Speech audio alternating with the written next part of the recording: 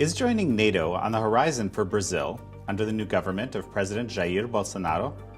And what's the basis of Brazil's sudden desire to partner with the US and engage with key institutions of the West? And why did protectionism not work for Brazil? And where lies the real battlefield for freedom and liberty in the West? This is American Thought Leaders, and I'm Janja Kellick.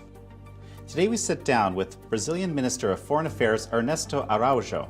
We discuss his views on Brazil's partnership with the United States, its NATO ambitions, its role in Venezuela and approach to China, and how he sees the battle for Western civilization as a fundamentally internal one. Pleasure to speak with you. Pleasure for me.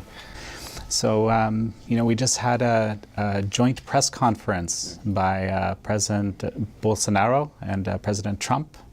And one of the things I noticed them talking about was this new chapter in U.S.-Brazilian cooperation. And I'm wondering if you could kind of expand on that a little bit for us, for our viewers. I'm sure you're central to this effort. No, thank you. Yes, we're very enthusiastic about the opportunity to be here and to come back to where we should have been for a long time, which is with a very strong partnership with the United States. That's the natural thing for Brazil to do if we want a more open economy, a more open society. We are an open society, as the United States is, with all our challenges. So Brazilians identify a lot with the U.S. Something that's natural for Brazilians because of the culture, the approach to liberty, to institutions, etc. And this natural connectivity was denied by Brazilian governments for a long time for ideological reasons. Everything that was natural in terms of Brazil and the US coming together was kind of suffocated for the interest of, keeping those opportunities untapped in terms of the economy, defense, cooperation, security. It looked like any initiative was good until you had the United States as a partner. Then it became bad. So things were not judged by the quality, but by the fact that the U.S. was in or out of it. So, and now we are coming back, which was the tradition of Brazilian foreign policy until the beginning of the 20th century. Back then, the conception that the way for Brazil to become a big player in the world it was through a connection with the United States was very clear. And for maybe 3/4 of the 20th century, when the United States was Brazil's main economic partner and partner as a whole, was a time of incredible growth for Brazil. Brazil was the country that grew the most in the world, even more than Japan. In that stretch, basically from 1900 to 1975, more or less. Then wrong options, wrong partnerships. Not wrong, but other partnerships are good. Sure. This cornerstone, which should have been a partnership with the United States, was neglected. And as a coincidence or not, Brazil started to stagnate, and the economy started to not deliver jobs, not deliver growth, and also Brazilian society started to lose faith in its institutions, etc. So now we're trying to reconnect, and so this new era is, in a sense, coming back to a spontaneous feeling of Brazilians, of brotherhood of the United States, and that it is a partnership that really can deliver results. Yeah, so it's really interesting. In this joint statement that came out right after the press conference, it was President Trump mentioned that Brazil will be a major non-NATO ally, but during the press conference he even suggested it may be a NATO ally. Yes. Do you have any thoughts about that? Yeah, we're breaking many taboos and many ideas that limit our scope of action. So Brazil is a Western country. We have a different composition in our society. Our history is different, but every country has a different history. But the main pillar of our culture and society is the Western tradition, right?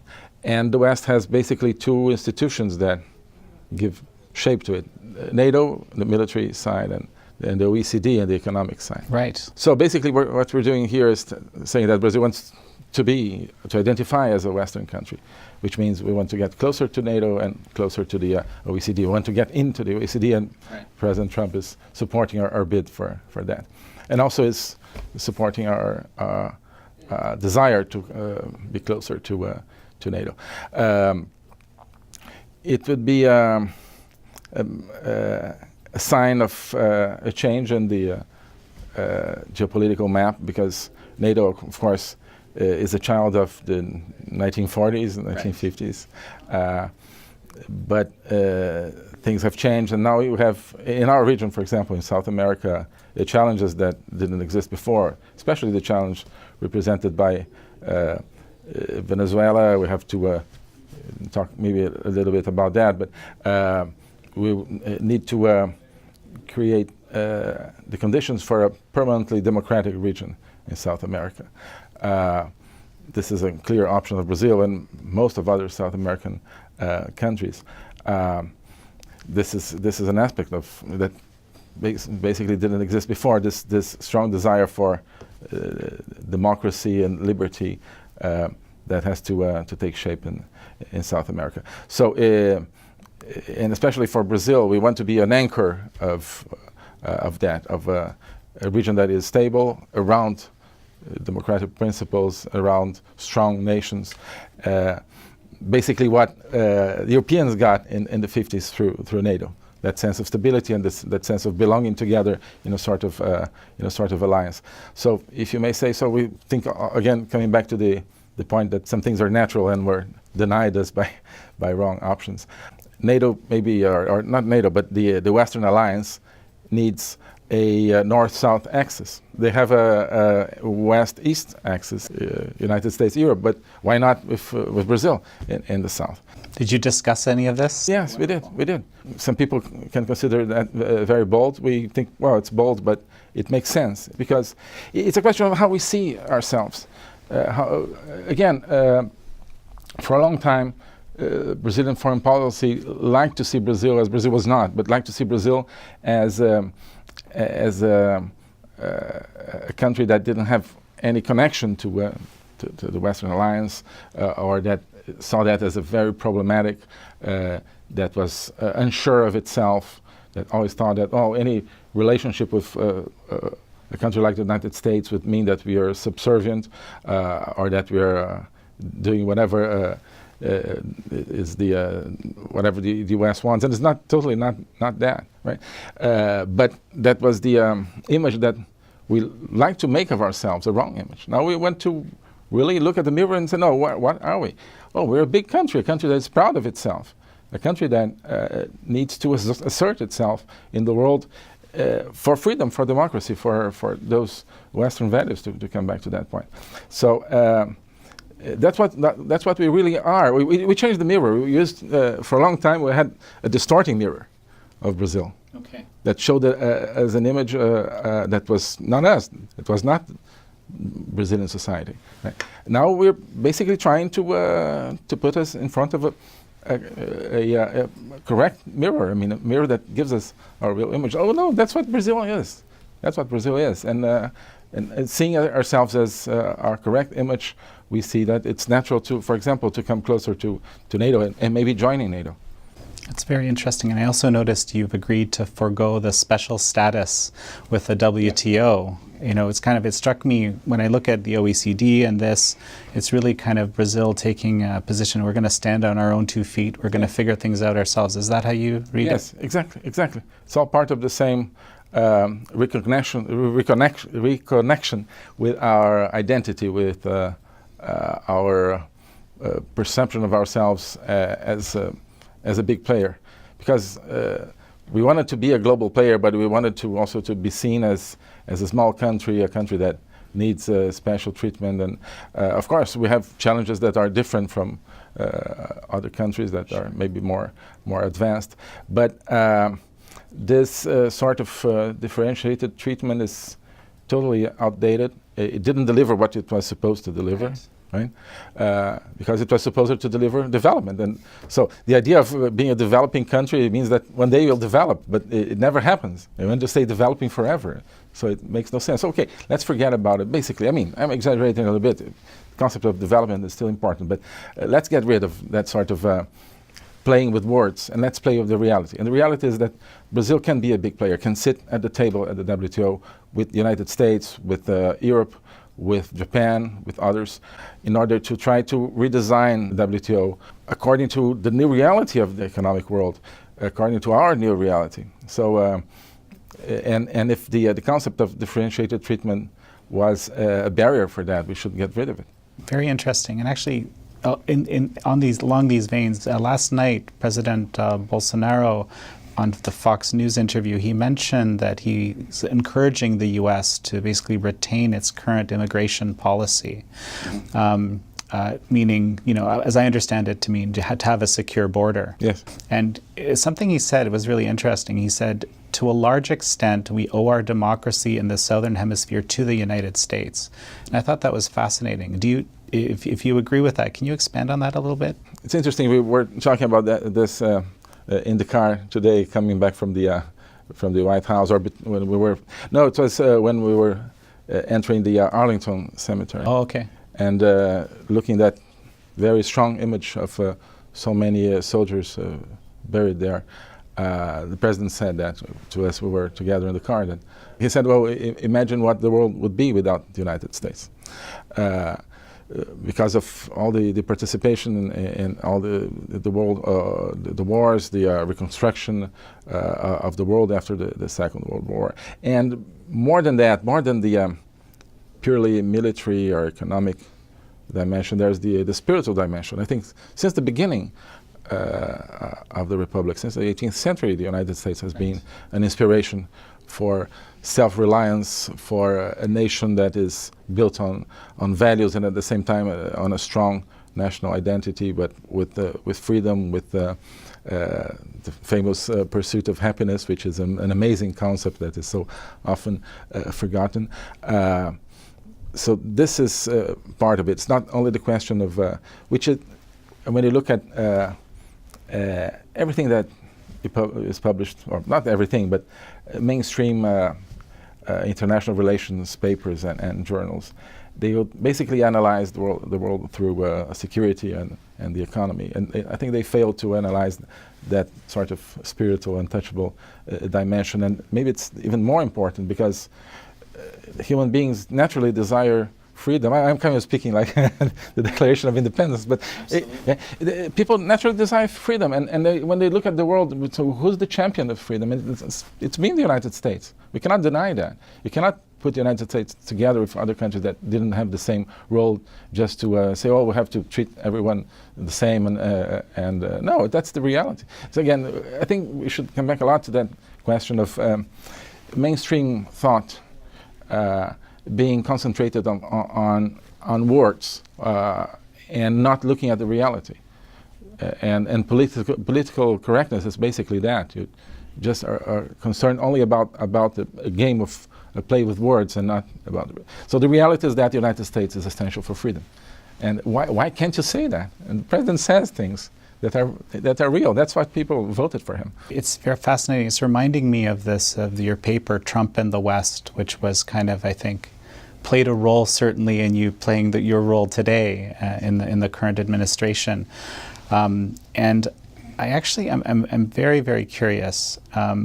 You actually were in the Brazilian government previously, in these much more, let's call it, socialist governments and so forth. How were you just kind of hiding as a conservative all along, or did you have an epiphany? How did things change for you that made you write this very, at the time, controversial, from what I understand, paper? Yes. No, I'm a career official, so I had to work with, let's say, social democratic governments, socialist governments, and along the years. And for a long time, I found my place in trade negotiations because I thought it was an area where you could do something for the country, for growth, independently from, let's say, the current ideology, because trade tends to have a rationality of its own. And for some time, I confess that I believed in a sort of economic nationalism that was rather protectionist, because I think misled by things that I read. But no one is perfect, right? Maybe I did think that you needed some sort of protection of your markets to preserve policy space for the government to have development policies. That was basically the idea. And you needed economic agreements to basically protect your ability to do that. But what happened in Brazil is that that policy space was used for corruption. I see. Okay, and then I and other people started to realize, oh, come on, we're negotiating to keep this market closed, but it's closed not for the government to implement sound policies, but for basically so that we don't have external interference in a corrupt system that was basically channeling money from the productive economy into political parties and their members. Right? So that was part of how I started to open my eyes, like many people in Brazilian society. And also, more and more I had the feeling that this whole spiritual dimension was sorely lacking in foreign policy and whatever I did. And more and more I thought, well, what is the meaning of what we're doing here? And I'm someone who thinks that the spiritual dimension should not be only in the church. I mean, it's not Sunday morning that people are spiritual beings, not only Sunday morning, they're spiritual beings 24 hours a day and in whatever they do. So if you don't... One would hope. Yeah, exactly, one would hope. So if you don't take that sort of transcendental or vertical dimension, as I like to say, into your work, into what you do, in that case into diplomacy, it's a very poor way of living and of working. So again, I was saying in the press, when I say, in the Brazilian press, when I say things like that, people say, "Oh, you're a fanatic." So it's a crazy world. When you talk about God, you're a fanatic. I mean, anyway. But so I started to feel the desire for some sort of political project that would encompass those different dimensions. The dimension of economic rationality that I saw was lacking in that economic nationalist project. Right. And the sort of this dimension of inspirational, an inspirational dimension to our work.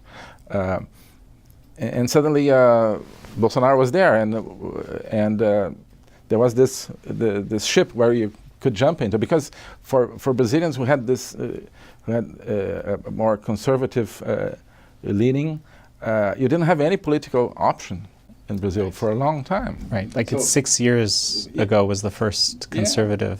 Yeah, exactly. Yeah, I think that didn't exist. So you kind of okay, let's do with what we have. But then suddenly you said, oh, there's a viable political project.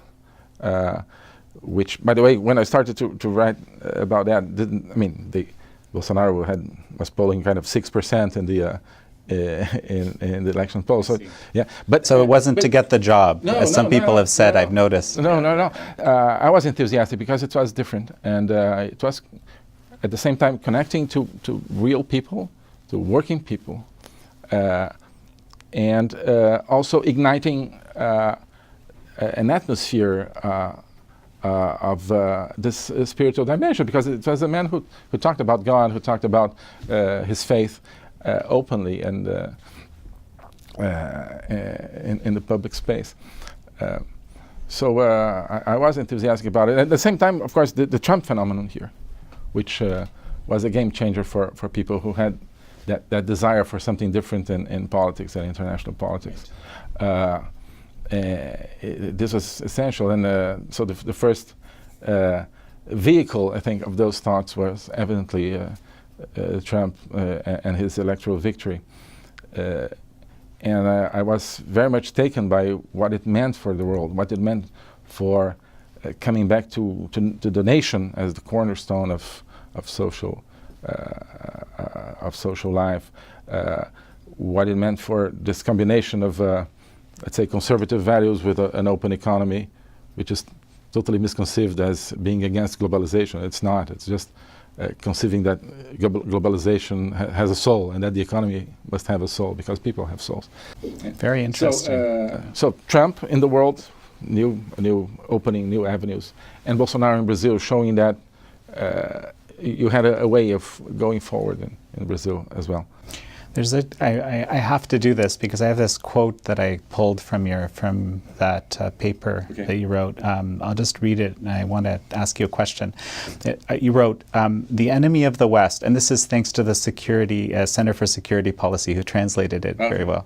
But the enemy of the West is not Russia or China, nor is it an enemy state, but indeed primarily an enemy within, abandoning one's own identity, and an outside enemy, radical Islamism, which meanwhile plays second fiddle to the first because Islamism only poses a threat because it finds the West spiritually weak and disconnected from itself.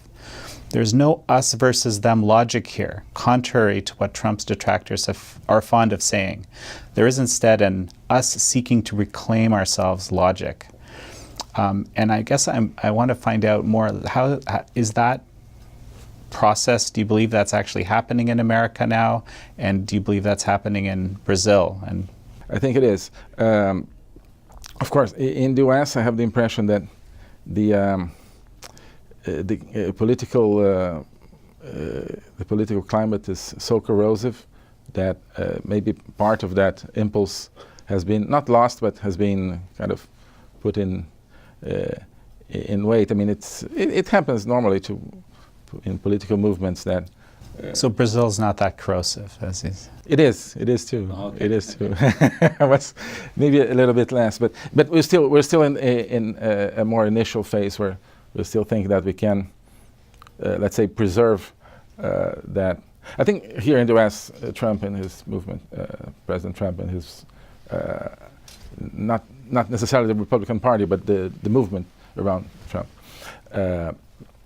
They still retain the main axis of that sort of approach, but maybe it has been so challenged that it's hard to see, and people tend to see more the criticism. In Brazil, it's very early in the process, but we are already having that sort of challenge.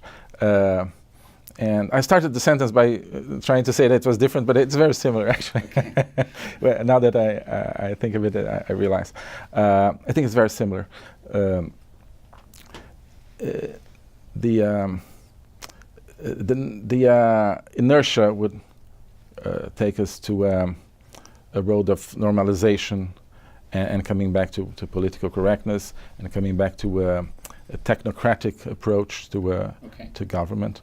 It's hard. You have to fight every day to keep ideas floating and to keep that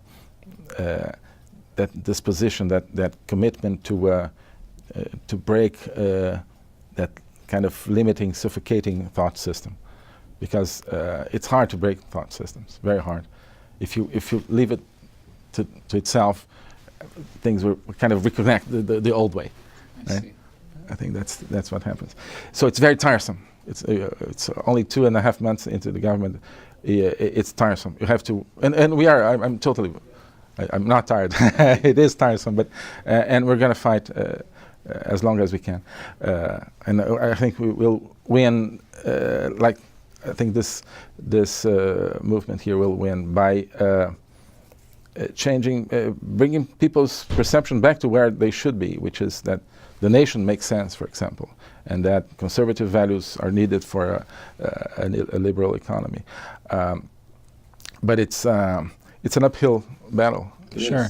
It is. But you mentioned the word soul repeatedly as we've been speaking, and so it's really kind of reclaiming the soul of the nation. That's what you're saying. It is, exactly. So I see that as a kind of universal challenge, is to see that, to see the world not as a battle between different countries, but as a battle between different ideas, different conception of the human being. And those are reflected differently in different countries, and some countries champion more some values, and others champion other values. But to see the world as a competition traditional big power competition between the US and China or Russia or Europe or whatever is wrong, because it's the battle is inside, is between, let's say, a materialistic view of the human being and a more spiritual view. Fascinating. So, Brazil isn't the only country which has gone in a conservative direction in South America now.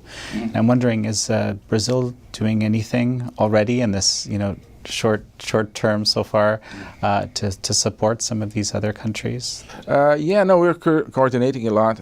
There's something in the air of the time in South America around conservative principles and a foreign policy and a coordination that translates that. And today, the most important translation of those principles is our action regarding Venezuela, right. And the fact that we are Brazil, Argentina, Chile, Colombia, Peru, Paraguay are very much active in pressing for real democracy in Venezuela in a total different way from what was done in the past.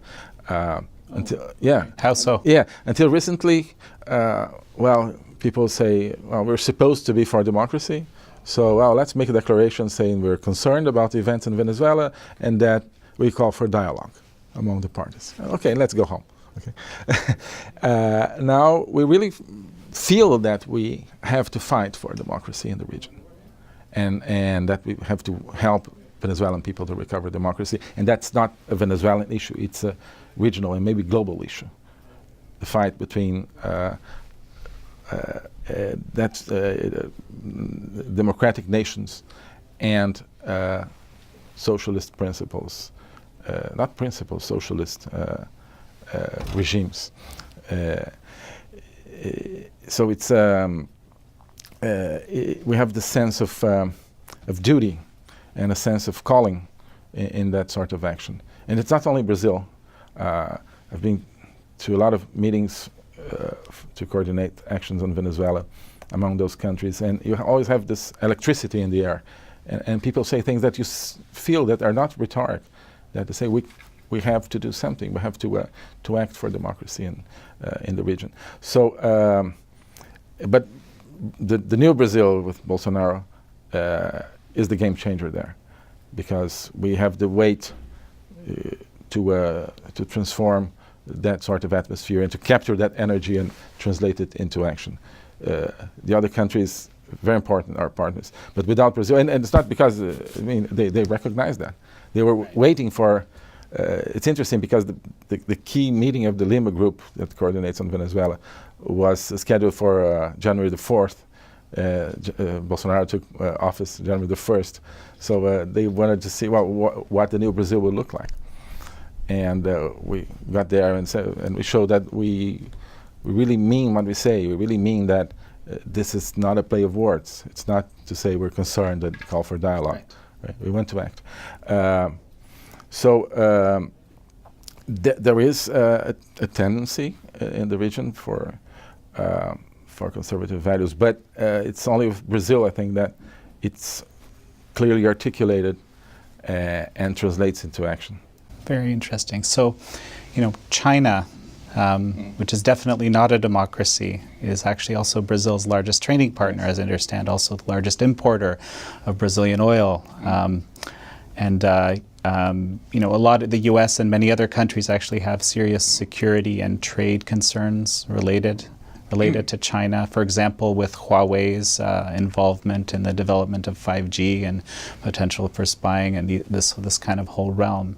So, how is Brazil trying to deal with this? We really need the Chinese markets, especially for some of our agriculture sectors and mining.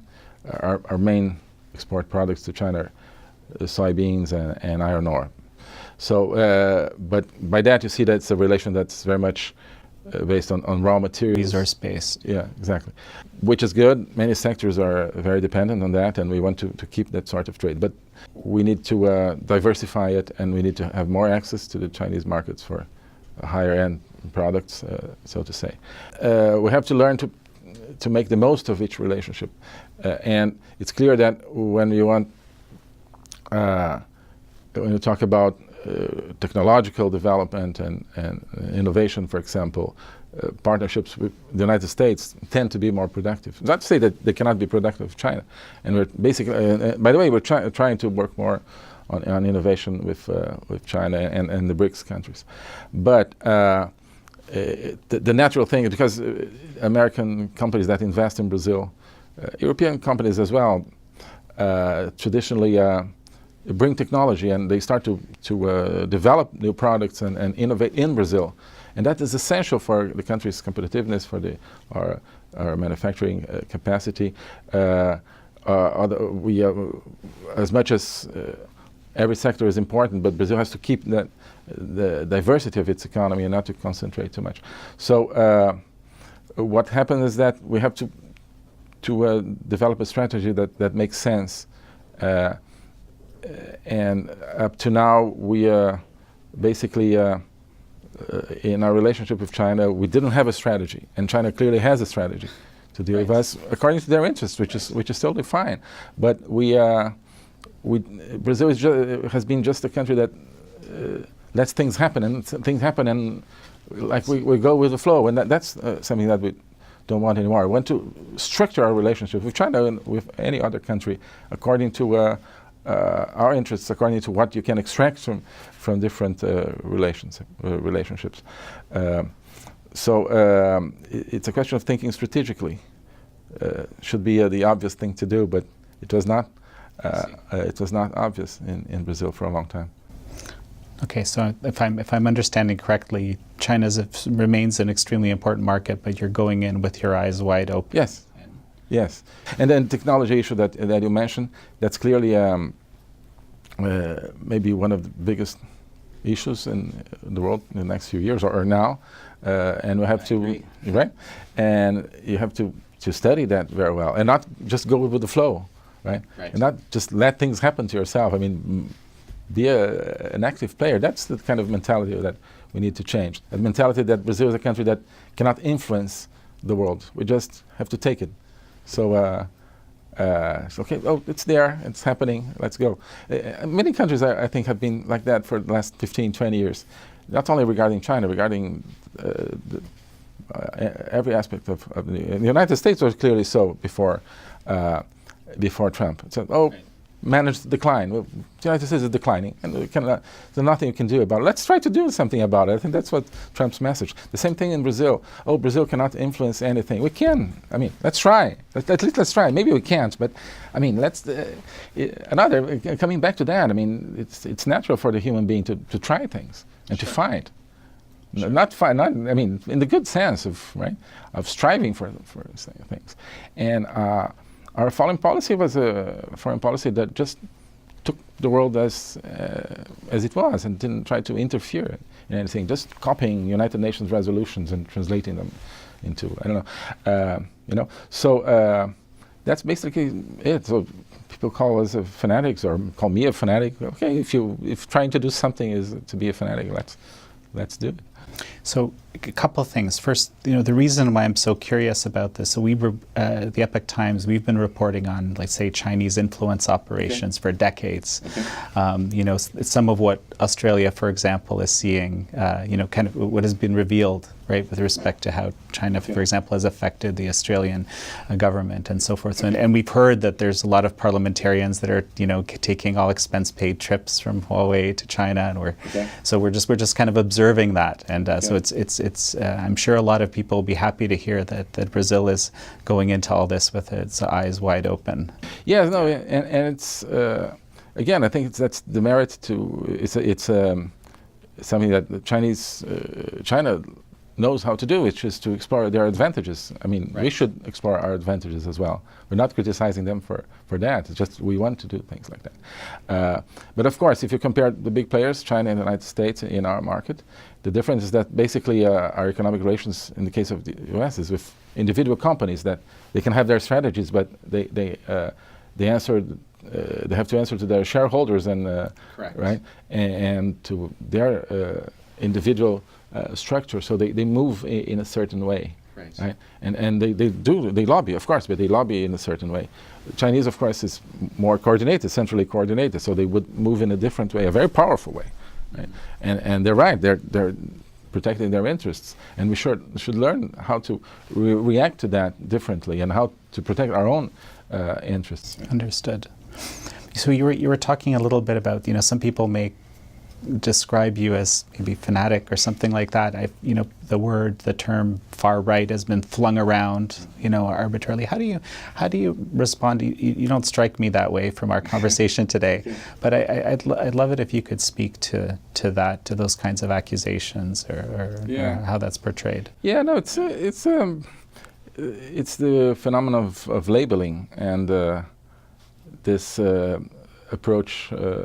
That basically the left and cultural Marxism have developed, which is very efficient for their ends, which is to create concepts that are detached from reality. So and just to play with words, and just to throw words and then thinking that your argument is about throwing words and not dealing with. I think language is an amazing instrument to understand reality, but that's not what the left is about, or what cultural Marxism is about. So these are unfair. You feel these are unfair accusations? They are. Oh yeah, of course, of course they are. So what people want when they use those things is that they want to stop the debate. Someone has certain ideas, okay, but then you call him a fascist or a racist or whatever, like here with Trump, and then traditionally you would stop the argument there. The label is on. Once the label is on, the ideas, no discussion. That's what people want. Those are big breakers of thought, those words. Okay. Racist, xenophobic, fascist, extreme right, all fanatic, all that, fundamentalist. As opposed to discussing the actual policies. And I think that's how the courageous, brave approach of President Trump is starting to break that. Because before him, someone would arrive with certain ideas about how society should work. For example, to say that, well, society must have some cohesiveness, which I think is true, and then said racist. And then, no, I'm not a racist. And then the debate would be about that, right? And you forget the real issue. And Trump doesn't accept that. He keeps trying to... I think you're right about that. Isn't it? He keeps trying to discuss the issues. And that's what we're trying to learn how to do. And people, the press, because that's what they learn.